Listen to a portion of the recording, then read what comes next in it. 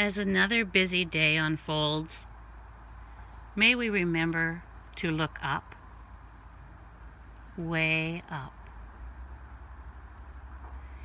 If even for a moment, may our eyes search the sky for your signature.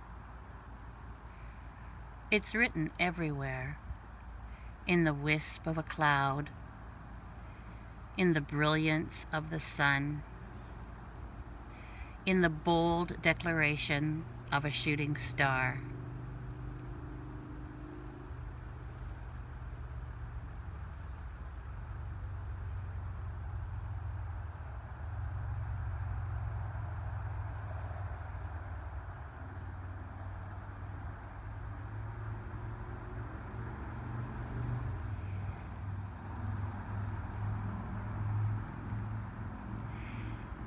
This week, may our minds be at peace, secure in the knowledge that a hand greater than our own is daily issuing promissory notes, stamped with your flourish of grace and sent by airmail to our outstretched arms.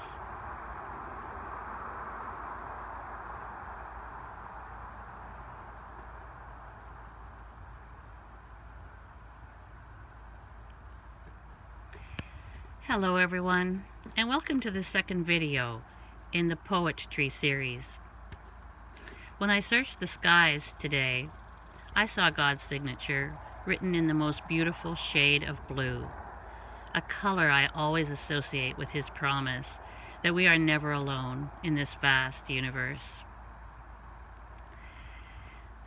I want to thank you so much for your kind comments about the first video in this series.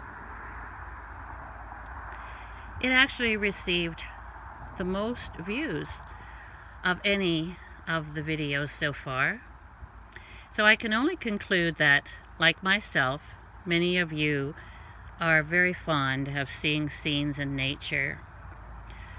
And I'm really happy that I'm able to bring some of those to you from the property that is owned by my sister-in-law, Ruth Weber, where I am living at this particular time.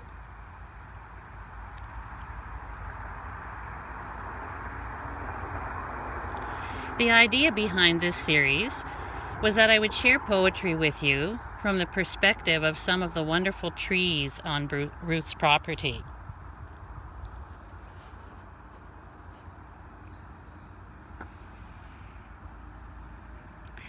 The tree is such a wonderful symbol of strength and resilience and just the ability to withstand all the storms of life. The first poem I'm going to share with you is from this perspective. Every tree seems to have its story, and I'm intrigued by this tree.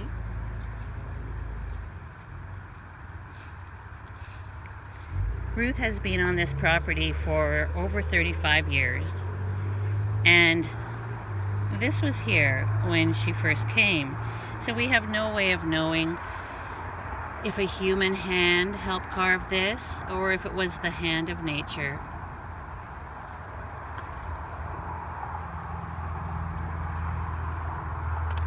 But for some reason it reminds me of a poem I wrote once called Wisdom.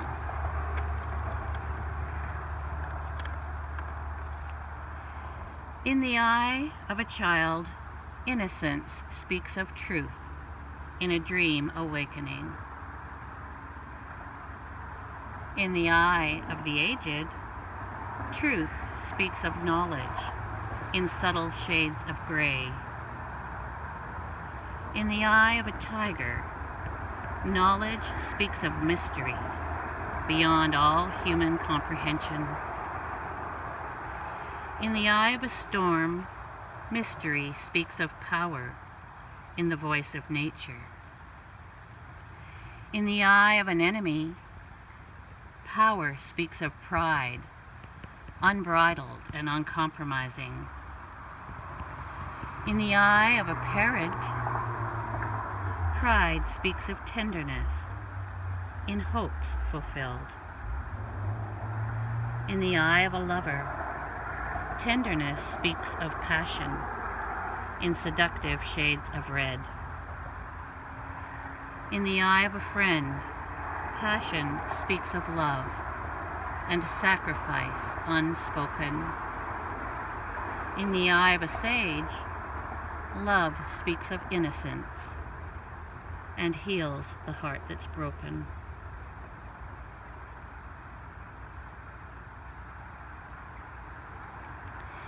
One of the things I noticed about the comments from last week's video is that many of you enjoyed listening to the sounds of Bell Creek. So I thought that I would conclude each video sitting on that little log bench, which is one of my favorite places to reflect. So I hope you feel like you're coming on a little walk with me, because I have to go down one of the two hills from which you approach this property. And these hills strike terror in my heart in the winter when they are covered with ice. So I've had to draw a little line in the snow, as it were, and insist that if I'm driving Ruth's car, when we come to the driveways, we switch places so she could bring her 35 years of experience to help us navigate safely.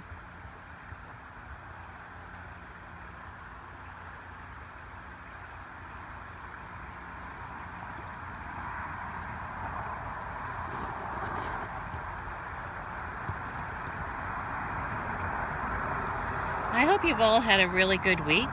I know it must have been quite stressful for some of you, especially with children, if they had to start back to school after such a long absence and under such strange conditions.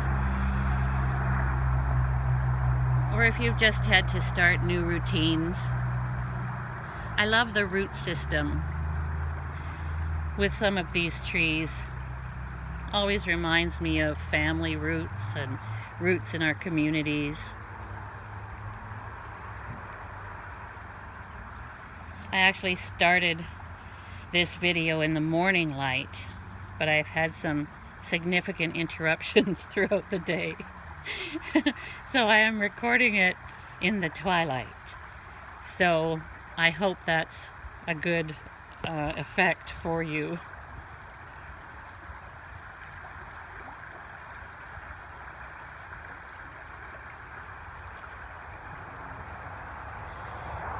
Trees provide homes for so many little creatures.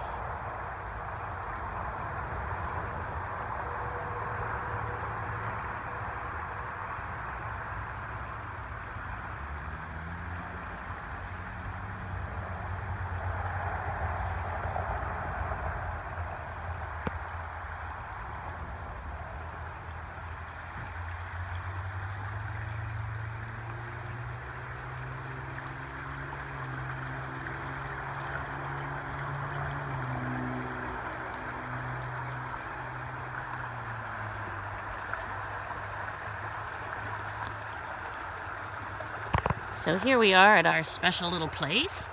I hope you feel like you're joining me here somehow. Oh, at least at this time of day we get the reflection of the sun in the water.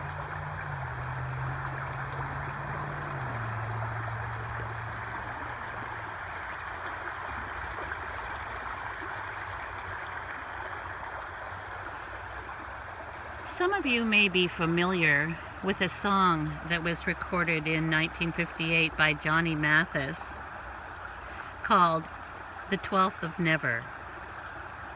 The lyrics actually were by Jerry Livingston and Paul Webster.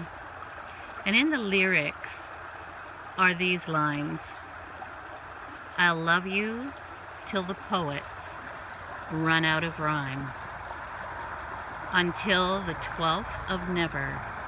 And that's a long, long time. So that's my hope as well, that the world will never run out of rhyme. I know that rhyming poetry has fallen out of favor with some of the more contemporary poets who prefer to write in prose, but rhyming English was always the first introduction I had to poetry, and it's always provided a challenge for me to create a story using a rhyming pattern. To me, to be able to do that effectively is really a subset of skills required for poetry, and it's often the lyrical style that I prefer for my own writing. So I decided that I would always include a segment called Breathe, B-R-E-A-T-H-E, which in my mind stands for Beautiful Rhyming English Adds to Healing Energy. Because I have long believed this, that the spoken word of poetry has a very healing effect on people. It's quite therapeutic. So I invite you to just take some deep breaths while I share with you a poem written by Cale Young Rice, an American poet and dramatist who was born in the late 1800s.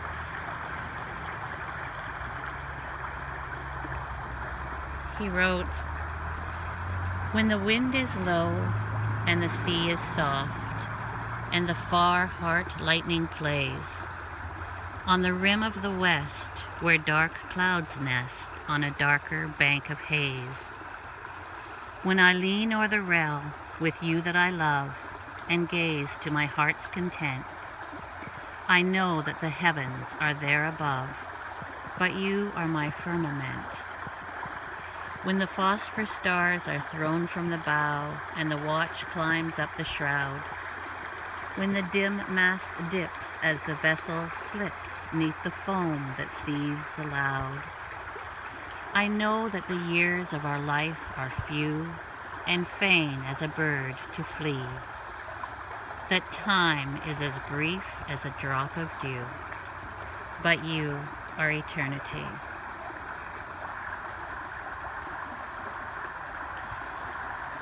So I hope this week you are able to take some of the peacefulness from this serene setting and incorporate it into your own busy lives.